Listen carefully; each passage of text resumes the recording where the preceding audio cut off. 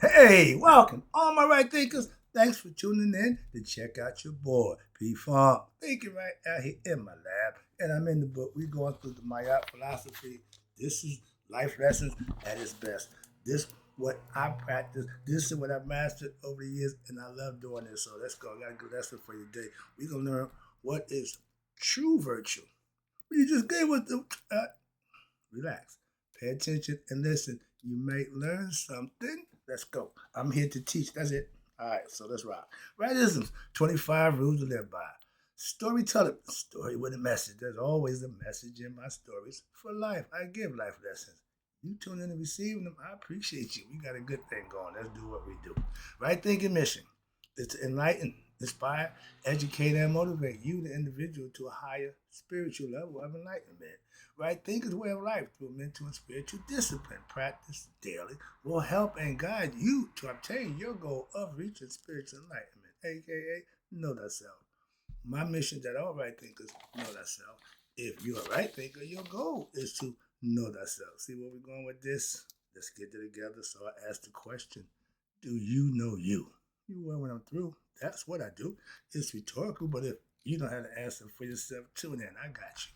A person who knows not and knows not that they know not is foolish. Disregard them. Don't be them. A person who knows not and knows that they know not is simple, but you can teach them. That's why I do what I do for you. I appreciate you too. Stay tuned. I got more for you.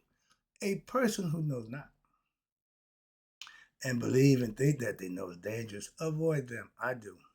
A person who knows and knows not that they know is spiritually asleep. I can awaken them. I'm the spiritual alarm clock here to wake you up with knowledge of self. That's what I do for you. A person who knows and knows that they know is wise. Follow them. All these persons reside in you. Right thinkers, know thyself and to my eye be true. Right thinkers, P Funk's philosophy on what is true virtue. Mayat philosophy is what you call the introduction on the path to action and enlightenment. She's going to show you the things you need to do to be what you need to be. Because at Judgment Day, this is part of the judgment scene. This is your heart. This is your heart. This is Mayat's feather. This is Aset and Neftet. They call them Mayate, the twins. Remember, they represent mortality and immortality, so they're around at death also. They play an important role. They're there. Okay? So Mayat is teaching you and preparing you for your judgment so that you can be prepared with a light and purified heart by living by the philosophies that she set forth. Let's go. And what is true virtue? In order to really understand the philosophy that we're teaching, what true virtue is, and all of the elements that drive a human being and cause him or her to be the way that they are, we must begin by understanding the teachings. We are here to learn and find out who we are through the teachings that's already laid out. That's the first thing. And my philosophy is just that teachings. And the karma and reincarnation. The Indian philosophy made all this famous because they tell you a karma. Yeah, she come. Everybody know karma's a bitch. Yeah, yeah. But the concept came out of Egypt. Okay, but it was known as Maya, and that's a concept of Maya is you reap what you sow. What you put out comes back to you, old proverbial boomerang. But the human being is not simply made up of mind and body, which will someday just cease to exist. The human, oh, I'm just born here, I'm gonna get old and I'm gonna die. That's ignorant. You need to get learnings of life, life lessons, what I'm giving you. You need to understand, yeah, it's going to happen, but it's a process that you need to understand, that you can practice, that will get you to the next life, the afterlife they called it. Okay, but in fact, every human being, every human being's mind and body are in reality emanations or expressions of the what? The eternal soul we know as God. The mind and body are referred to as we know it ego personality. Carl Jung calls it the id, the identification. Same thing. He took the ancient philosophy, modernized it, dressed it up, and not disguised it, but hid it in plain sight, where now y'all can understand or the little ins and outs of it from a modern perspective. I ain't got a problem with that. I'm sticking with the old. He can do it his way. I'm doing it my way. I agree with him because I understand where he's coming from. But I don't have to dress up and modernize it. I'll give it to you the way it is. Pure, uncut. He cuts it. All right. And it is this ego personality that y'all call the devil. Y'all get Jesus Christ. That's the new name. The original name is ego. Why? Because it is you and who you identify yourself with. You can't kill your identification. You can't kill yourself. You want to get control of what they call your lower self. It's a higher and lower identification. We are dual beings, which in temporarily, your ego personality is temporal and mortal. That's the human part. That's the part that you identify with. But once you raise your consciousness, you know it's a other part to you that you need to become what? To be your best self, hence your higher self. But your soul, again, is immortal and perfect. It's from God. We are divine spiritual beings having human experience. And we forget our divinity. We forget who we are. So we need to what? Know thyself. That's identifying with what? Your higher self, the God that's in you, not that one up in heaven somewhere outside of you.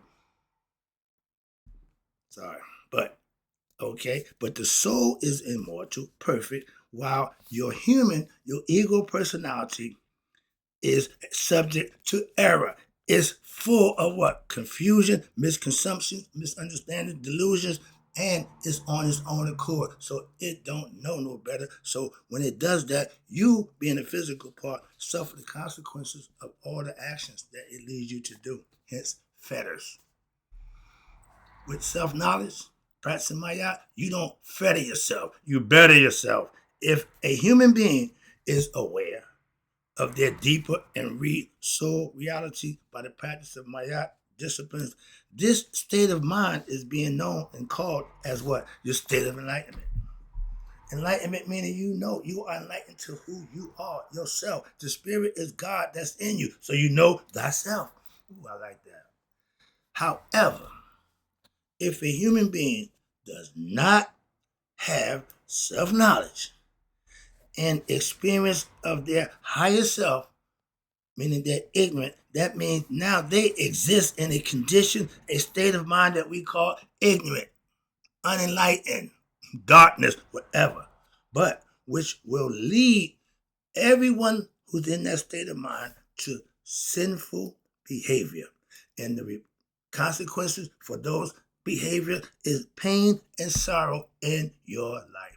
You bring the noise. You bring the pain, so to speak. You bring the joy. Your decision. You are the deciding factor in what's right and what's wrong, what's good and what's bad. You are the deciding factor. So self-mastery meaning you getting better at making your own decisions so that you don't have to suffer the disappointments and frustrations of what? Your sinful acts that your ego led you to do. Get better at living right. I practice it every day, and I'm getting better at that. That's the only way you can. You can't just happen. You got to put the work in. You have to practice. I want to be better.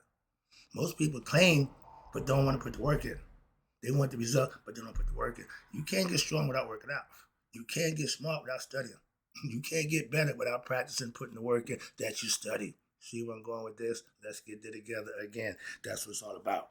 Now, let's deal with this ego thing. I keep trying to get y'all to understand. The ego is you, who you identify with. Haru is your higher self, your better you. So you strive to become what? Your best self by becoming Haru. Why? Defeating your ego, your evil uncle, who you gotta be careful. The ego personality. We gave it identity. Ain't no such thing as set. He don't exist, but the things that he represent do. You see where I'm going with this? The ego personality is subject to the forces of time and space because it's in the physical body and it's running you and will suffer the consequences of his actions. Self-mastery is taking the suffering out of your actions by making your actions right and positive and blessfulness. Be worthy of being blessed, not intention that what hidden agenda where you're gonna get over for something or use somebody, manipulate, use somebody for your selfish gains. That's never going to work. Those people live on that premise their whole life. Why? Because it works for them. If you smart and other people dumb, you can trick them and you can constantly get what you want from them, manipulate them, and have your way with them. A lot of people do just that, and they're happy with that, so they're comfortable. Most of my preachers and ministers and politicians, all y'all just sucking the people what for selfish gains. Y'all not good people, and guess what? You're responsible for your actions. That's what my y'all try to install in all our philosophy followers. You are responsible for your actions. Don't think you can get away with it. That's what the eye of consciousness means. He sees your intentions. This is the basis of which the teachings is based on. We are called karma. Again, I action. It leads to something. If it's bad, bad result. If it's good, blessings. Come on now. And I'll try to make it real simple. We ain't got to go back. I don't need to do a whole bunch of drawing out nonsense. I'll give you one quick example. Hope you understand the concept, and I'm moving on. So now you can think about it, reflect on it, and now you can make a better decision with what information that you got. So now you can say, you can't say, I didn't know that. Now that you know, what's your excuse? When you know better, you should do better. And when your ego personality dies, right? Your ego dies. That's your consciousness. That's the you that you identify with. If you don't enlighten it, if you don't connect it to your spirit, become Haru, you will die too, along with the physical body. That's the concept. Sorry, I get excited about that. I want to make sure I drive that point home. You are in control of you. We've been telling you that since the beginning. It ain't nothing changed.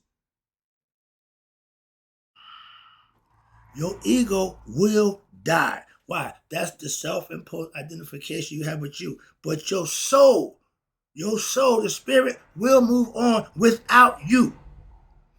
It ain't the soul's job to enlighten you. It's your job to enlighten you to your spirit. Become one with that spirit. Now that's the Eucharist. That's the communion that y'all talk about. But it's an experience that you and every individual have to have for him or herself. Why? It ain't shared. It's personal. Individual. There you go. For every individual, God, you have a direct line to God. What you choose, how you feel about what you do with it, that's your choice. We have instructors. This thing here, the most sophisticated machinery known to man, don't come with instructions, but we have instructors who give instructions to help you master it. You got to put the work in yourself. Let's go. So again, your ego dies. Why? And the soul moves on.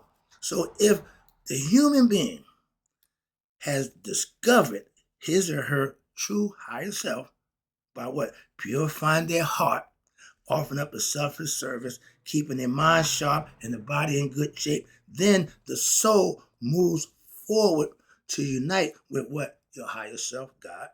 That's the name of the game. Y'all call it heaven. That's what we instituted 5,000, 10,000 years ago. That's not nothing new. This has always been a concept philosophically. But if your ego is the person who is fettered. Why? Because of their own ignorance, they cause it most of their life problems and don't even recognize it, but they keep doing it over and over. That's the definition of insanity. Ignorant people are insane. That's a mental illness. And then what? Your soul will move on and it'll go to what we call the astral plane, where we go when we go to sleep. I told you, in the sleep, we practice it for death. Okay, in death, your spirit, your soul waits to be judged in the astral plane. If it fails, it go find another body and get to do a mulligan. If you're a golfer, that's a do-over. But we call it reincarnation or birth.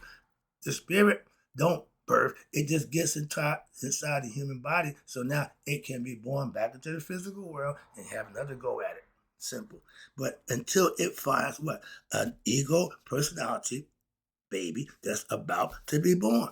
India said it hang out for 49 days or whatever. Everybody got a story. Everybody got a philosophy. A philosophy ain't nothing but putting into words what you think and what you believe. That's it. That's it. You can like it, lump it. I try to keep my philosophy based on facts that I studied and learned for myself. That's all. And you begin again over in this world, time and space. You back here again, aka you've been reincarnated. So it may have what? Another opportunity to what? To have the human experience to do what? To know itself and lead to discovery its higher nature. Again, if it passes, it will have a head, your spirit, which is in the falcon, concept, the body of a bird. Your head should be on your body, your spirit. Now you become what? One with God. Now you're going home. Now you're going to reunite with your Father, so to speak. But this is the basis for the teachings of what we know to be reincarnation.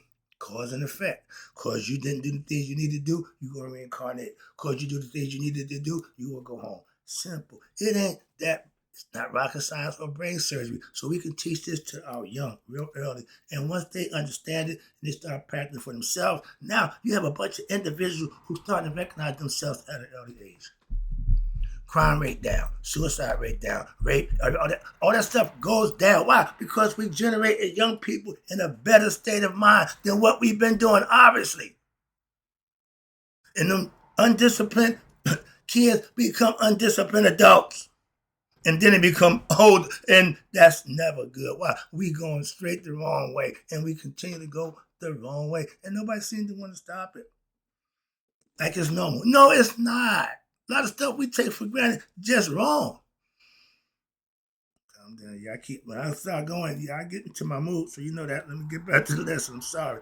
But in order for you to reincarnate, that means you didn't do the job you needed to do while you was here alive. How about that? He ain't coming back. He's done. Party's over. Why? He didn't get the lesson. So he got to come back, his spirit, but not him. When we say you get the shot, he told me as a kid, going to buy my first car, 18 years old, pocket full of money, drug dealer, I'm ready to go to my thing. I looked at a Cadillac, a used Seville one at that time, but I saw a brand new, pretty, light blue and white Grand Prix. My old man said, listen, you only go this way once, so go for the best. Okay, I'll take new over used. That time. Then I took the shot. If you want to achieve, I felt good about that decision. Still end up with the Seville later on, but again, the advice he gave me in life, he didn't take his own advice. He was busy going for the gusto for himself, just doing him. I ain't built that way, but I took the advice that day. Moving on, and it says here, this is an old ancient Egyptian proverb. They say this is about God. He delivers whom he pleases and who he's pleased with. What did God say? That's my son, and with him I'm well pleased. We've been doing this a long time. Y'all still in phrases and tweaking. That's fine. My thing is, if it gets you to God, if it gets you to be a better person, I'm with it 100%. I ain't got no argument for that at all. So I don't care what you practice to get to God. Why? I know me and my pastor took two different routes and got to the same place. So I know there's other ways to get there. Ideas to get there. All right. And they say he delivers whom he's pleased and who's pleased with. Who pleases him and who's pleased with. Even from the dua, meaning the death, the netherworld, okay, the afterworld. He saves all men and women from what is his lot at the dictates of the heart. He knows your heart, so he gonna deal with you according to the contents of your heart. That's why at Judgment Day, that's what was weighed. That's what speaks for you. Your heart has a brain. Your heart has a conscience, and it's spelled CONSCIENCE, meaning it's a scientific concept that's been proven from ancient times, and the proof it still works. They found out now the heart has a bigger brain than the brain that's in your head. We knew that a long time ago, so I'm not impressed. Moving on. Again, when you have knowledge, people can't impress you with their little, I know that. Oh, you know everything. I know what I need to know. Don't get mad at me because what you trying to tell me you think I don't know. Yeah, I know that. I know that. Let me enlighten you. Why? I'm going to tell you something that you don't know. Why? I study. I ain't seen y'all pick up that damn book, but everybody's so smart. Everybody's so intellectual. How you get it? Where you get it? Oh, I forgot. Everybody watch YouTube, and everybody's YouTube geniuses all of a sudden. Sorry. Calm down. I get excited. All right. But I'm giving you life lessons that I learned. I know what I practice this. I know this work. Okay? And the concept, the utterance above, I just showed you here. And this is all, I'm about to show you the judgment scene at death. It's laid out, coming up. But this is, she's Mishkanet. She represents the birth and break. She gives life. She instructs you. This is Renette, Destiny, Harvest, when Destiny, who the hell are they? They represent a Judgment Day. One is Destiny, and one represents uh, fortune, excuse me, fortune and destiny. Yeah, all right. But this is the concept. The utterance above I just showed you. The left is like two twins. You got misconnect, she doubled up. And from the judgment scene of the papyrus of Ani, which means the first place, she's here, misconnect, at the birthing brick. That means she's there at birth and at death. The same brick, she's gonna be there at the death scene. Remember that? Remember that. Okay, now let's go. Quick lesson. Oh Lord, I got a whole half. Okay, I'm gonna stop halfway through. Let me get this out.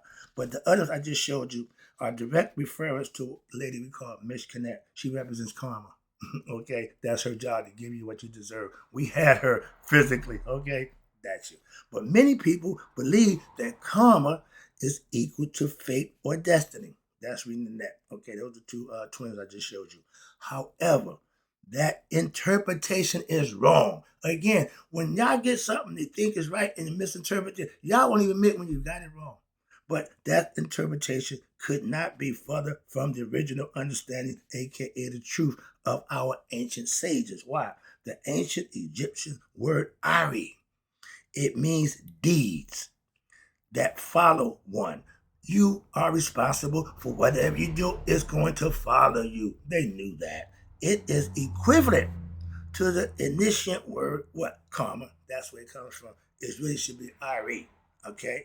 And the etymology of the word karma comes from, again, the Sanskrit karman, which means deeds or action. Again, pretty much the same thing, but different phrasing. But in yoga philosophy, that's what right thinking is. That's what Mayat philosophy is. It's a yoga philosophy where karma also is referred to as one's action. There you go. Meaning cause and effect. What you do here gonna cause what happened over here. And it's one's action, and these same actions lead to certain experiences in life, and they come with consequences right there. A bad decision to do something wrong lead to consequences. But the purpose, the reason why you made the bad decision is your own personal thing. But when you make it, you live with, you may gain something then, but you got to deal with the consequence that come with that action. If it's not good, you'll be karma. Hello, this is what you deserve. This is what you deserve. A lot of people think they do stuff to people, sneaking, deceitful, that they got away with it because nobody knows. The heart knows. We had a back in my old man that he grew up with a guy called a shadow. He said, who knows what evil lurks in the heart of man? Old man said, the shadow knows. That was his hero. All right. But remember, in life, consequences is the results of your actions. That's the cause and effect that you can't get around. Nobody. In ancient Egyptian philosophy and mythologies, the word Mishkenet comes from the goddess who goes by the same name, Mishkenet. Why? She presides over, I told you, the birth, circumstances, and your life's experiences of every individual. She's there from the time you're born. She's also there at death. She is one who carries out God's decree, which has been ordained by Tahuti, God's mind. After what? Judgment. When you found after judgment your heart to be as pure as the feather of Mayat in the heart of Mayat, it is Tahuti, God's mind, who what? Keeps recording of the deeds. One minute you see in this hand, next minute you see him. So he was ambidextrous. I like that. Okay. But Tahuti after judgment, he's the one that gives you who keeps records of your deeds, meaning he records everything in your life. That's your memory bank. Mm-hmm. These are all aspects of your brain, the concept of your character, aspects of what you can master for yourself. To what? To know thyself. You have to master every aspect, every concept of yourself. That's what they gave you the gods and goddesses to study. And karma, she's the karma. I mean, every action has an equal opposite reaction. Karma is for every individual. And then the decrees, what the Shah, which is standing body, we call them Shaptis, the dolls are standing for you at Judgment Day. Shah standing in for Ani. And Renet, those are twins, represent Mishkanet, which are fitting for that particular individual. You create your own karma. You create your own everything. Well, I didn't know. Too late now. Money quarterbacks always figure out what they did wrong after the fact. It don't help you then. Moving on. So then with the help of Shaw and Renette, Miss Connect causes you, the individual, to experience what they call proper circumstances, meaning you're going to get what you deserve, and it's based on all your previous deeds and life's action. You get the concept now? They call it Judgment Day for a reason. You are being judged by the things that you did. What better way? What better way? Anybody know? You are the judge of you. Moving on and wrap it up. I said I'm gonna finish up. I got a little more to go. It's gonna take a minute. But right here, this is the picture of the ad. At Judgment Day, this represents your heart. That sits on the scale against the feather of my eye. Let's talk about that right quick. Get you to understand what things you need to do to purify your heart. The ancient hieroglyphic symbol for the heart was a heart-shaped vase. The vase is a container symbolically which may be used for water, beer, wine, milk, etc., whole things. Likewise, your human heart is seen as a vessel which contains all your intentions, all your thoughts, all your emotions, your feelings, your desires, and even your unconscious memories. That means it know what you're thinking, and it still got the capacity to hold that and more. So it got more capacity, like the gigabytes, whatever the computer word. It got more power than I guess the brain is the portable computer. Your heart is the master main brain, whatever y'all call it. Again, I'm not computer literate, so I can say I don't know nothing about that nonsense, but I do know this. I don't give a damn about a computer. All right, but it's telling you your heart has all the information. Your mind controls the things that are going on. But your heart and your mind should come together. That's where you find God. That's the Eucharist. Your heart and your mind becoming one. You becoming conscious with yourself, your emotions, and your inner higher self, your spirit self, your soul. Being conscious of who you are, that's knowing thyself. And the mystical term, they call it mystical because it's an experience everybody had to have for themselves. I can share with you my experience, but I can't give it to you. You can't use my experience to get to God. You got to get it yourself. The heart is the metaphor that we use for the human mind, including what? The three stages of consciousness: conscious, subconscious, and unconscious levels. You need to master all three levels. I'm a Capricorn. To become like Tahuti, thrice great. The Greeks call it Hermes Trismegistus, because he's great in the conscious, he's great in the subconscious, and he's great in the unconscious states of mind. Why? He knows himself. He has full understanding of who he is. That's the goal for all human beings, more importantly, right thinkers. But the mind is the reservoir of all your ideas, which is cool, your convictions, and some of your feelings. But therefore, just as these factors directly to the path of your life, what you think, what you believe is what you're going to act on. So too, they are the elements in which are to be judged where? In the hall of Mayate. By who? The two goddesses, Aset and Nephthep. One represents Aset, represents immortality. Nephthep represents mortality. They go together like yin and yang. Along with Asar, who's the deciding factor, who you want to join with. He sits on the throne. He's the king of the afterlife. And your heart then is the sum total of all your life experience. Yep, right there. Your heart keeps track. This don't mean nothing. When you die, they throw the brain away. They don't even save it. They throw it away. Why? It's of no use. It's the disposable. It's only good when it's in the physical body, when you operate it. Once you die, we need the heart. Brain don't mean nothing. That's why. In actions, it records all your experiences, your actions, your aspirations, your conscience, or your karma. And these are all judged to be in balance against the feather of my yacht. Wow. If you ain't living up to the things you're supposed to do, that feather is pretty light. Okay, my yacht feather is pretty light. You know about a feather is light. For you to light in your heart, you got some work to do. I just gave a lesson. It ain't easy to reach self-mastery. It ain't easy to know thyself. It ain't easy to reach Nihai. If it was, everybody be doing it. It ain't easy to reach the top of the pyramid. Same thing, same concept. All right, let me take it home. So karma should be thought of as the total effect of the causes of each person's actions. And you should conduct during your successful phases of his or her existence. Living right, doing right, Trust me. Bank account before I check I keep hitting the wrong thing. Sorry about that. Trust me. You have to experience God for yourself. That's what holds you accountable to do what? The right thing. Not for man, not for your wife, not for your kid. No, for your higher self. That's what you got to rely on. Lean on your higher self, not your own understanding. That's the ego self. It don't know nothing. It thinks it does. It believe it does. Sound familiar? But how does this actually affect operates?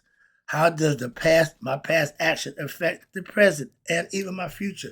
Good question. I'm almost home. So your experiences from the past life and you have previously what? The spirit continues to go on. And the conscious didn't wake it up. It just keep rolling along. Told you that. But from all your previous lifetimes, it causes what we call unconscious impressions which stay with your spirit, your soul, even after death. So these unconscious impressions are what constitutes what they call the emergent thoughts and desires and aspirations of every individual. Now, if you are ego driven, your aspirations and your ideas is going to be what? For self. But these impressions are not exactly like memory, but however, they work like memory because it's going to bring up something that you didn't know. And for example, if you had a fear, and I know this for a fact, heights, I'm scared to death. Being locked down, can't work with that. Some things freaks me out. So I know this works. Why? I don't know why I got no fears. It's got to be from prior lives. I know that it ain't from mine. I ain't been in a situation that made me have that phobia. But boy, if I think about it, I get a little uneasy. Okay, so I understand that. I have to been a slave in my prior life. I can't stand being shackled. I can't stand being locked down. So that's my fear phobia that I don't know about, but I had to have in a previous life. All right? You may not remember the event that caused that fear, that phobia, but you may experience certain phobias when you come into the contact or that environment with certain objects or even certain people make you feel a certain way.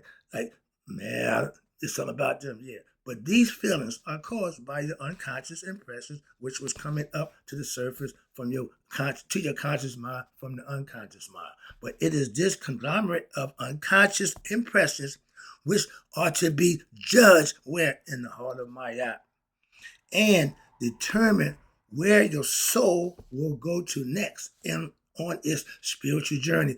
The spiritual journey ends when it goes back home.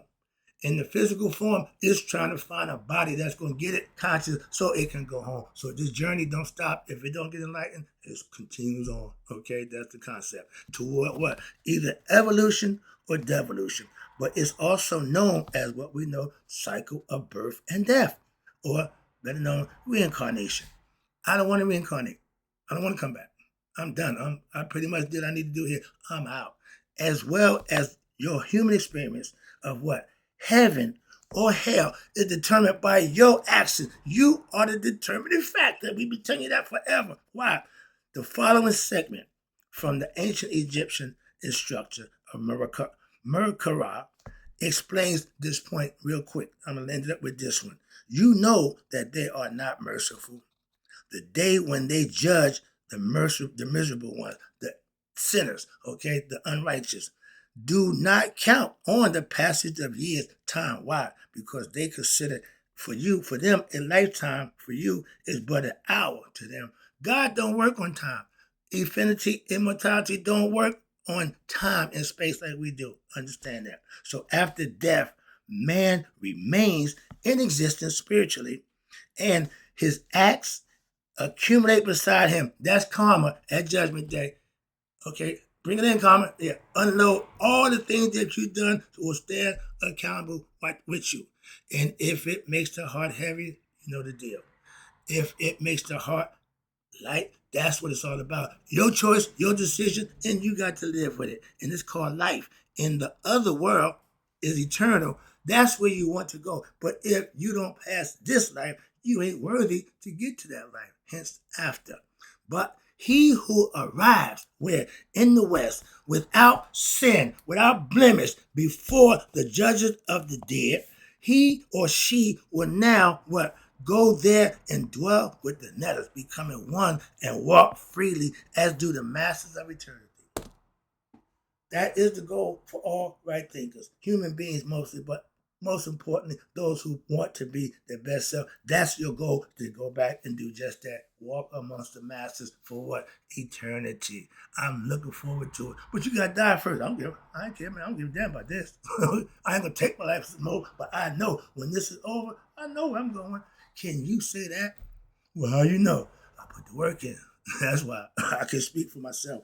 I'm gonna take it home. I'm still going. Wow, we in my world right now. If I was in class, they'd be telling me shut it down. I'd be saying, all right, give me a few more minutes. All right, wrap it up for you. But the reference above was to tell you and give you his acts. Man acts will accumulate beside him. That's his karma. Whatever you did in life, you are responsible.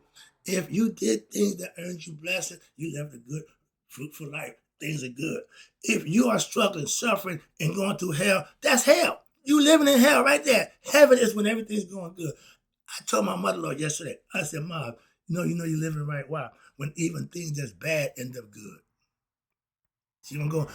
Back in the day, everything good ended up bad. Why? Because we were doing the wrong thing. So Murphy's Law, what could go wrong would go wrong. Now I'm living my God's law. You put good work in, you get good work out. I've been putting good work in for a while, and I've been getting good returns. So I know what I'm talking about. Trust me. Let me wrap it up. I'm running up at the mouth. Sorry about that. But this is accumulation of all one's actions while what? While they was alive. Judgment Day is you getting your judgment. These impressions can be either positive, heavenly, or negative, hell. Positive impressions are developed through positive, righteous actions by living a life of righteousness, aka right thinking philosophy, mastering Maya, and virtue. That's an important quality you need to implement. But this implies living according to the precepts of mystical wisdom, aka 42 confessions of Maya, or being a follower of Haru. We call it Shimshu's Har. That means followers of Haru. From Aset, Asar. Okay, but these actions draw one closer to harmony and to develop through sinful actions. Excuse me. The positive ones, the actions draw one closer to harmony and peace, thus paving the way for what one to discover the true self within themselves. And the negative egoistic impressions are developed through sinful actions, and they are related to your mental agitation, your disharmonious lifestyle, and your restlessness. Why? Because life ain't good for you. You causing your own problems. That's why you catching hell. This implies that acts that's based on anger, fear, desire, greed, depression, gloom, etc., these actions draw one into what we call the outer world of human desire. You functioning on your own. But this distracts the mind and do not allow it to use its intellect and to function at its best. Thus, existence at this level we call is closer to animal beastly nature, your lower nature, and it's based on animal instinct, your desires of the flesh, your urges to do the wild thing, and your desires of bodily selfishness. You just want to please yourself rather than the spirituality of mature human beings are being based on right reasoning, selflessness, and compassion, empathy for others other than oneself. I learned that lesson when I got pets. Hope you enjoyed the lesson. I know it went a little longer. I'll be back with how to purify one's heart. I'm rolling right now. Don't stop me. Let me do my thing. I got you. And in closing, right thing is may you all live to be 100. Me, 100 miles that day. So I never done my right thing, but you now understand what true virtue is. It passed away. Wow, we got a lot in that time. Woo, record 39 minutes. Hope you enjoyed the lesson. I'll be right back with more. You know how I do.